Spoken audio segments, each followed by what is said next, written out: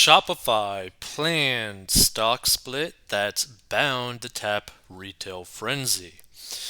So, Canada's Shopify Incorporated just became the latest tech giant to announce plans to split its stock in a bid to bring a higher number of loyal retail investors to its shareholder base.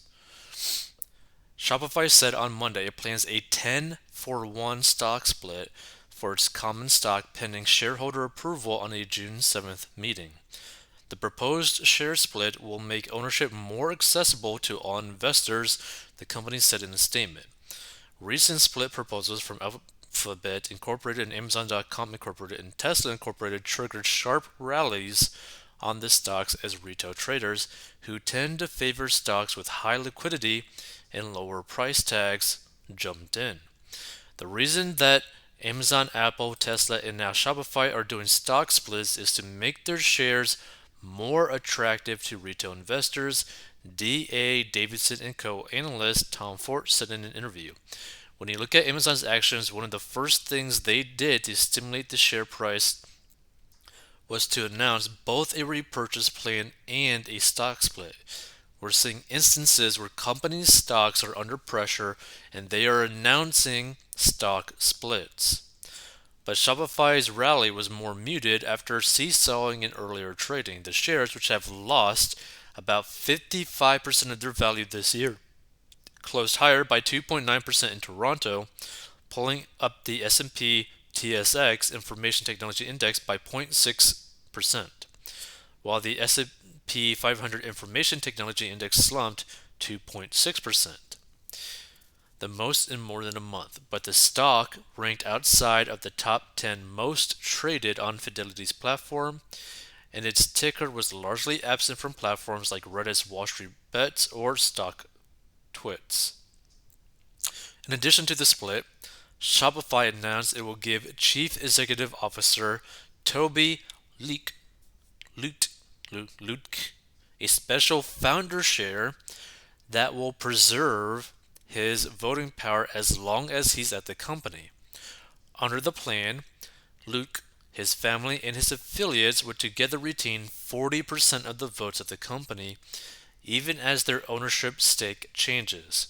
For some, this shows an attempt by senior management to preserve Luke's position as the company embarks in longer term initiatives, including the development of Shopify's fulfillment network after it canceled contracts with several warehouse and fulfillment partners in January.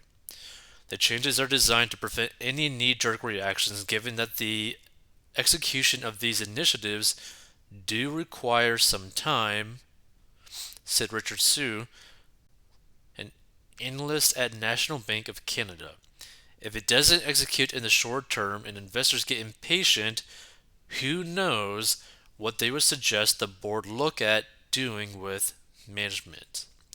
And Shopify soared above 250 billion Canadian or 198 billion dollars in market value during the pandemic as online selling took off. But it has given back most of those gains. The shares are down this year amid a sell-off in richly valued technology stocks, costing Luke 41 about $6.3 billion in personal wealth. He's still one of the richest Canadians with a net worth of $5.5 billion, according to the Bloomberg Billionaires Index. Analysts are still largely bullish on the stock with 27 buys, 18 holds, and 2 sell ratings. at National Bank maintains its outperform rating with a $1,500 price target. Wow. So Morgan Stanley is serving as Shopify's financial advisor on the proposed changes in Skadden, Arps, Slate, Meagher, and Flom LLP, and Stikeman Elliott LLP as legal counsel, according to the company's statement. Interesting. I thought this was a pretty interesting read, though, because I mean, look, Shopify is going to probably be around for a very long time because there's just so many online stores that are actually ran off of Shopify. So I think long term, the Shopify stock is actually probably a worthwhile buy. But here's the thing.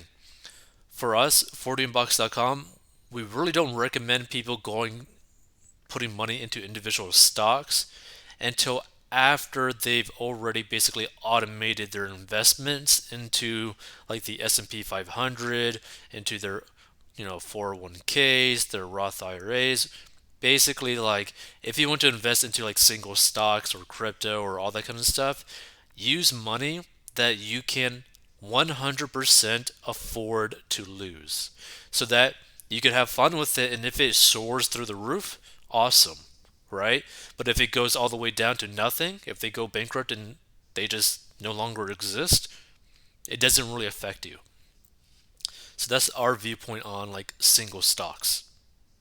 If you want to learn how to get out of debt, go to 40inbox.com.